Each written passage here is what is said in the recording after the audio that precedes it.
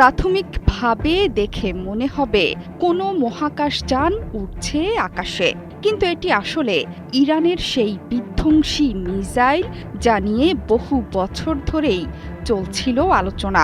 রাতেই যেই মিসাইল উৎক্ষেপণ করেছে ইরান, তেহরানের আকাশসীমা পেরিয়ে উড়ে যাচ্ছে ইসরায়েলে। এ সময় সৃষ্টি হয় এক অভূতপূর্ব দৃশ্যের। এটি আছড়ে পড়েছে তেল আবিবের সামরিক স্থাপনায়।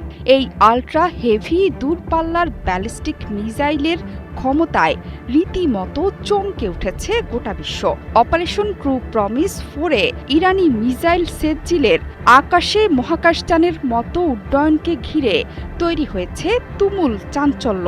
এর মধ্যেই ইসরায়েলে ধ্বংসের চিহ্ন ফুটে উঠেছে চরম মাত্রায়। চারদিকে আগুন, ধোঁয়া, বিস্ফোরক। ধারণা করা হচ্ছে রাতে ইরানের ছোড়া সেজ্জিল মিসাইল আটকাতে পারেনি ইসরায়েলের এয়ার ডিফেন্স সিস্টেম। ইসরায়েলিরা লুকিয়ে আছে বাংকারে।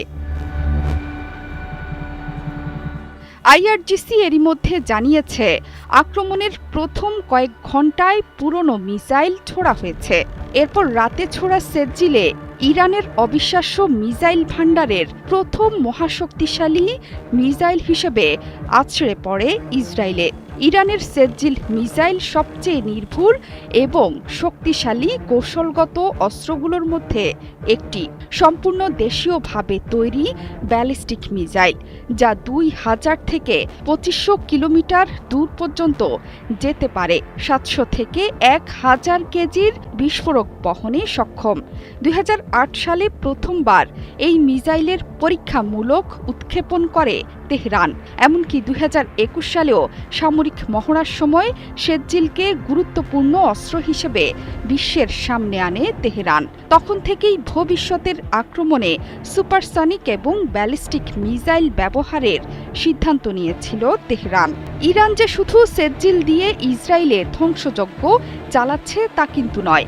এই হামলায় ইরান ব্যবহার করছে ফাত্তাহ খুররাম শহরের মতো দূরপাল্লার শক্তিশালী মিসাইলও। ফাত্তাহ 1 ঘণ্টায় 16,000 থেকে 18,500 কিলোমিটার গতিতে আঘাত হানতে সক্ষম। এছাড়া ইরানের আছে বিশাল ড্রোনের বহর। পুরো মধ্যপ্রাচ্য জুড়ে থাকা মার্কিন স্থাপনায় আঘাত হানছে শক্তিশালী মিসাইল আর ড্রোন।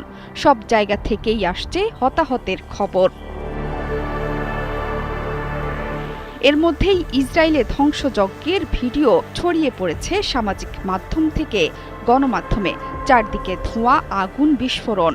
24 ঘণ্টায় সক্রিয় আকাশ প্রতিরক্ষা ব্যবস্থা। তা সত্ত্বেও দমানো যাচ্ছে না ইরানের মিসাইল বহরকে। শনিবার রাতে ইরানের চালানো মিসাইল হামলার আঘাতে একজন ইসরায়েলির মৃত্যুর খবর পাওয়া গেছে। আহত হয়েছেন আরও 20 জন। এই তথ্য নিশ্চিত করেছে ইসরায়েলের জরুরি সেবা সংস্থা মেগান ডেভিড আদম। এছাড়া মধ্যপ্রাচ্যে মার্কিন ঘাঁটিগুলো লক্ষ্য করে অনবরত আঘাত হানছে তেহরান। আয়াতুল্লাহ আলী খামেনির মৃত্যুর পর নতুন শক্তিতে এগিয়ে যাচ্ছে আইআরজিসি বাহিনী।